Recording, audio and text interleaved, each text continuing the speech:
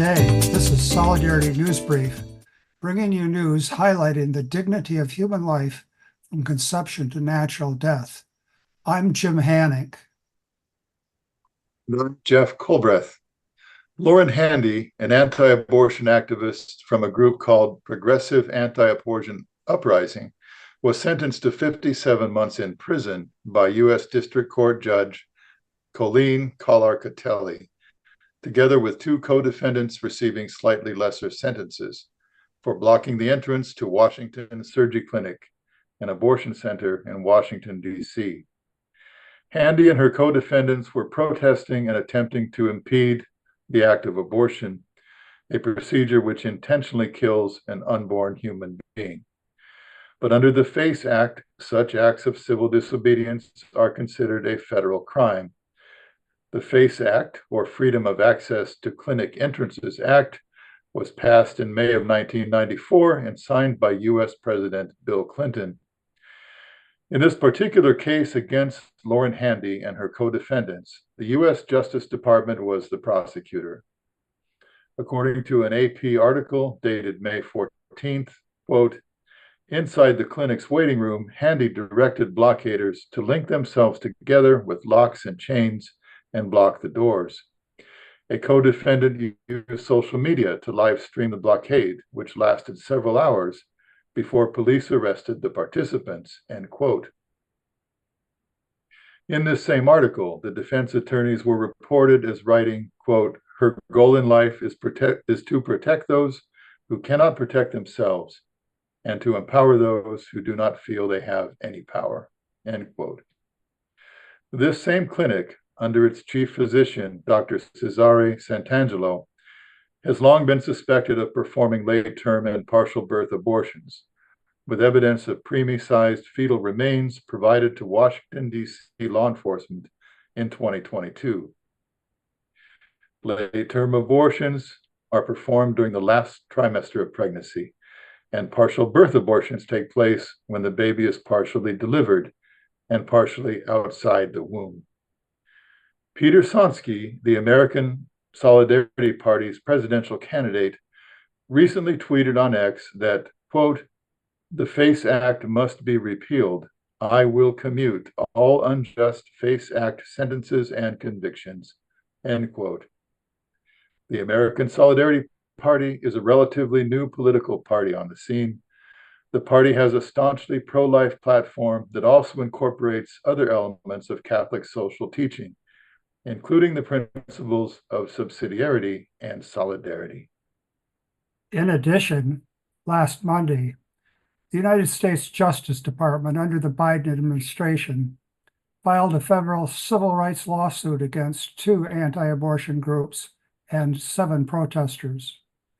According to a Washington Post article from May 21st, protesters organized by the nonprofit Citizens for a Pro-Life Society and Red Rose Rescue, an affiliated group, occupied the waiting room of Northeast Ohio Women's Center, an abortion clinic, on June 4th, 2021. Quote, "The groups allegedly encouraged patients to not have abortions, then filled the waiting rooms and refused to leave." California Senate Bill 1414 has been introduced by State Senator Shannon Grove to help end the sex trafficking of children.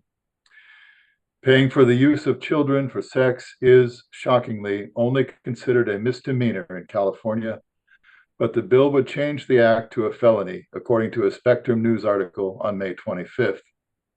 A misdemeanor charge limits the maximum punishment for those charged with purchasing or soliciting a child for sex to 1 year in jail, or a minimum of 2 days in jail and a $10,000 fine.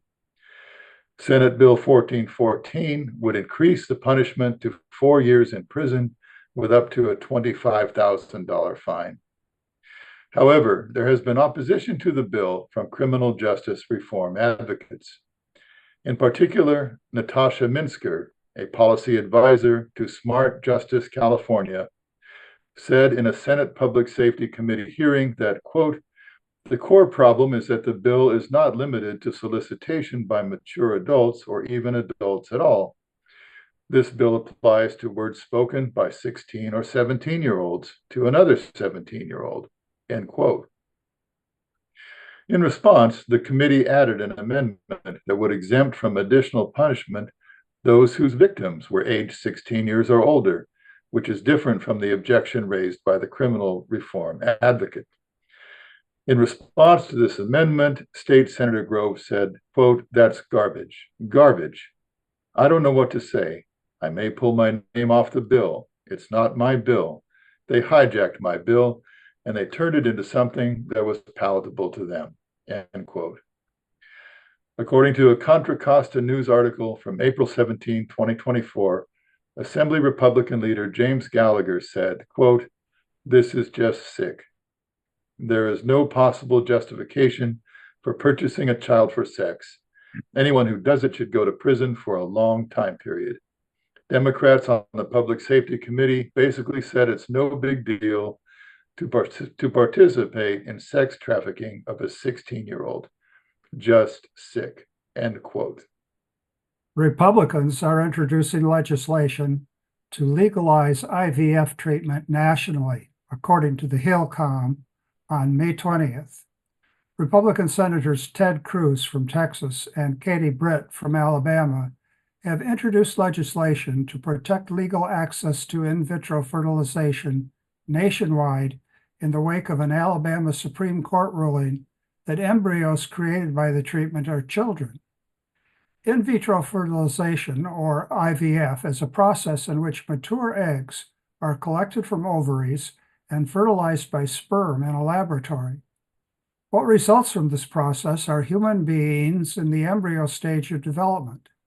In this process, an embryo is then inserted into the uterus, but the other human beings in the embryo stage of development are then either frozen or discarded. This year, President Biden, in his State of the Union address, pledged to, quote, "guarantee the right to IVF nationwide, guarantee it nationwide." According to an AP article from February 24th of this year, former President Donald Trump has said he would, quote, "strongly support the availability of IVF," and called on lawmakers in Alabama to preserve access to the treatment. In response to the bill introduced by Senate Republicans, the American Solidarity Party has tweeted on X, quote, "Not only does this bill endorse procedures that destroy and discard unborn human beings, but it uses healthcare funding from poor Americans as a coercive effort to force states to comply with the federal mandate." On March 7th, Peter Sonsky, the presidential candidate for the American Solidarity Party, tweeted on X in response to the issue of IVF on March 7th, quote, "The American Solidarity Party platform states, we oppose any procedures which cause the intentional destruction of human beings, procedures which include in vitro fertilization, IVF. In addition, Mr. Sonsky tweeted on March 7th that, quote, "IVF is back in the news today. Let's agree that human embryos, human beings, are not commodities." Good day for now, and remember, all human life has dignity from conception to natural death.